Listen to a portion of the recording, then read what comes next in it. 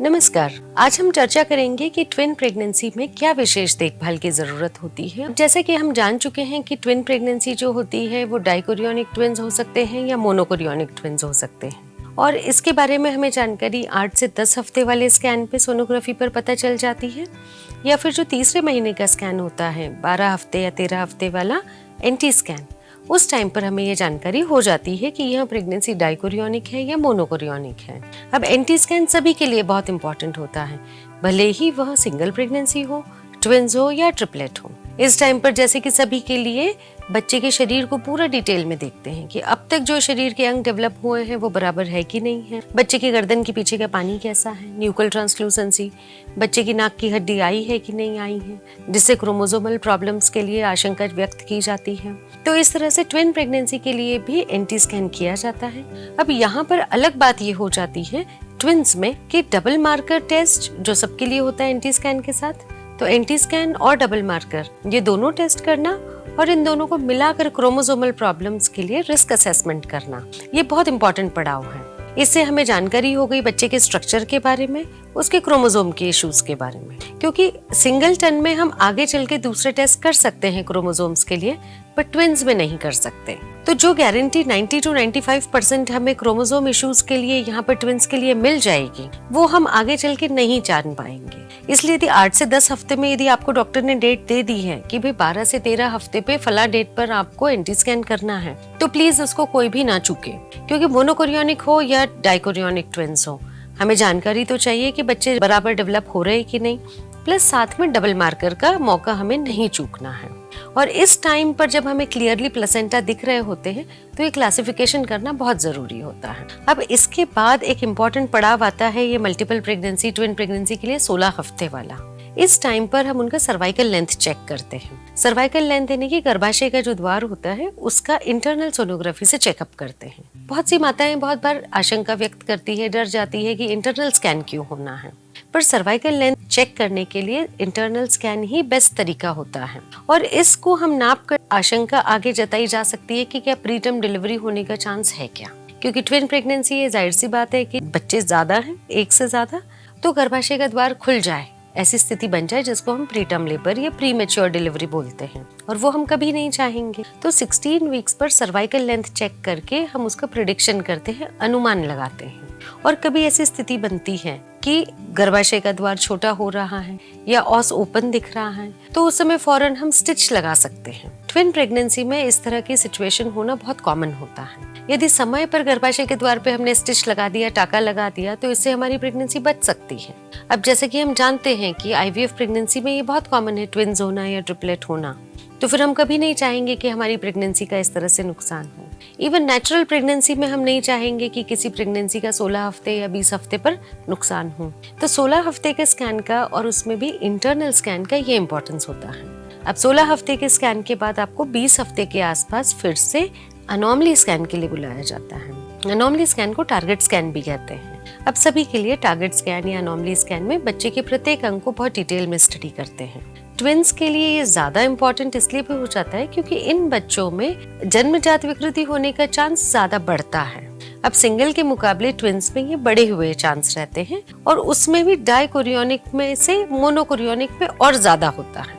तो इस चीज को बहुत सीरियसली लेना होता है कि जो तारीखें आपको डॉक्टर ने दी हुई है उन तारीखों पर आपको जाना ही है और स्कैन्स करवाना ही है।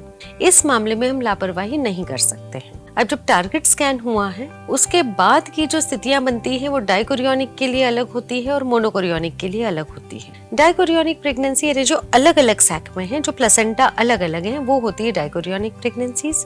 तो उनको हम लगभग हर महीने बुलाएंगे।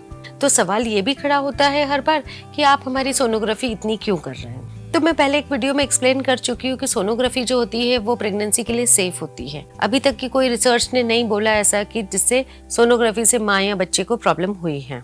अब महीने भर में सोनोग्राफी हम डाइकोरियोनिक प्रेगनेंसीज की कर रहे हैं, उसमें हम ग्रोथ स्कैन देख रहे हैं। अब एक ही मम्मा है जो 2 बच्चों को फीड कर रही है, 2 बच्चों को अंदर पाल रही है। अब इन 2 बच्चों का ग्रोथ रेट कैसा है, क्या वजन सही से बढ़ रहा है, इनके आसपास का पानी कैसा है, इनका ब्लड फ्लो कैसा है, शरीर के सारे अंग बराबर डेवलप हो रहे हैं कि नहीं हो रहे हैं, ये सारी चीजों की निगरानी रखना बहुत जरूरी होता है। इसलिए डायकोरियोनिक प्रेगनेंसीज के लिए हम इनको हर महीने बुलाते हैं। साथ ही साथ स्थितियों के हिसाब से लगा तो इंटरनल स्कैन करके सर्वाइकल लेंथ देखते हैं, और कोई भी प्रीटर्म की स्थिति बने तो उस हिसाब से दवा, इंजेक्शंस इस तरह से देते हैं।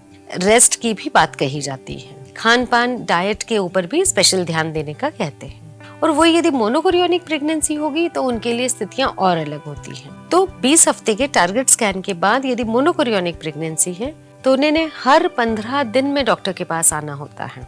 अब इतना ज्यादा आने की जरूरत क्या है? मोनोकोरियोनिक प्रेगनेंसी में प्लेसेंटा एक है, उनके बीच में एक हल्का सा पर्दा है, तो दोनों बच्चे जो हैं वो एक ही प्लेसेंटा से ब्लड सप्लाई ले रहे हैं। मानिए एक ही प्लेट से खाना खा रहे हैं। इन बच्चों में ब्लड सप्लाई आपस में उलझ जाए ऐसी स्थितियां बन जाती है, जिसे हम कहते हैं ट्विन ट्रांसफ्यूजन सिंड्रोम। तो इस चीज के लिए हम 16 हफ्ते से ही इस प्रेगनेंसी की निगरानी करते हैं। तो 16 हफ्ते पे जब सर्वाइकल लेंथ के लिए आती है मोनोकोरियोनिक ट्विंस, तभी भी उनकी ग्रोथ देखी जाती है, उनके डॉपलर किए जाते हैं, उनके शरीर का एक एक अंग देखा जाता है और उनके ब्लैडर्स वगैरह को भी देखा जाता है, स्थितियां देखने के लिए कि कहीं ब्लड सप्लाई आपस में उलझ तो नहीं रहा है। फिर 18 हफ्ते पे जब या 20 हफ्ते पे जब टारगेट स्कैन के लिए आए, तब भी ये सब चीजें देखी जाती है कि कहीं ये ट्रांसफ्यूजन वाली स्थिति तो नहीं बन रही। और फिर 20 हफ्ते के बाद हर 15 दिन में बुलाकर उनके आसपास का पानी देखा जाता है, ब्लड सप्लाई देखा जाता है। इससे हम स्थितियों को निगरानी में रख रहे हैं कि यहाँ ट्विन ट्रांसफ्यूजन सिंड्रोम जैसी स्थिति तो नहीं बन रही। यदि समझो कभी ये स्थिति पकड़ में आ भी जाती है तो इसकी अलग अलग स्टेजेस होती है कि जस्ट शुरुआत में है, स्टेज 1 में है कि स्टेज 2 में, स्टेज 3, इस तरह से ये बढ़ता जाता है। जरूरी नहीं है कि स्टेज 1 से स्टेज 4 तक ये धीरे धीरे करके ही जाएगा। स्टेज 1 वाला कभी भी स्टेज 4 में पहुंच सकता है। तो ये स्टेजेस को हमको निगरानी में रखना होता है और ये स्थिति उत्पन्न होते ही उनको आगाह किया जाता है कि ये कॉम्प्लिकेशन डेवलप हो रहा है और इसको लेजर से ठीक करना है। इसके बारे में हम विस्तृत एक और वीडियो में जानकारी लेंगे। तो ये ट्विन ट्रांसफ्यूजन सिंड्रोम के बारे में मोनोकोरियोनिक ट्विंस को बहुत ध्यान से देखना होता है, इसलिए हर 15 दिन में इनके ग्रोथ स्कैन्स करने होते हैं। परिवार के लिए डेफिनेटली थोड़ा मुश्किल पड़ता है, पर चूंकि ये मोनोकोरियोनिक ट्विंस होते हैं, इनकी निगरानी बहुत ज्यादा ध्यान से करनी पड़ती है। साथ ही साथ उनके डेवलपमेंट पे भी करनी होती है कि ये बच्चे बराबर बढ़ रहे हैं कि नहीं बढ़ रहे हैं। तो इस तरह से भले ही वो डायकोरियोनिक हो या मोनोकोरियोनिक हो, ट्विन प्रेगनेंसी में आपको डॉक्टर के पास ज्यादा बार आना पड़ेगा, मम्मा को भी दिखाने के लिए और बच्चों को भी दिखाने के लिए। मोनोकोरियोनिक्स हो तो आपकी विजिट्स और ज्यादा रहेंगी। हाँ, यदि इस तरह से हम बहुत निगरानी में चलते हैं तो प्रेगनेंसी के एंड में आपके पास 2 बच्चे बहुत अच्छे से हेल्दी मिलेंगे। तो जो प्लानिंग आपके लिए हो रही है वो सही तरीके से हो रही है। आपको आपकी डेट्स पे डॉक्टर के पास जाना ही होता है, अल्ट्रासाउंड स्कैन्स जो हो रहे हैं उनको फॉलो करना ही होता है, और जो भी स्थितियां बनती है उसके हिसाब से जो इलाज बनता है वो कराते हैं, तो हमारे पास 2 बेबीज का आउटकम बढ़िया मिलता है। धन्यवाद।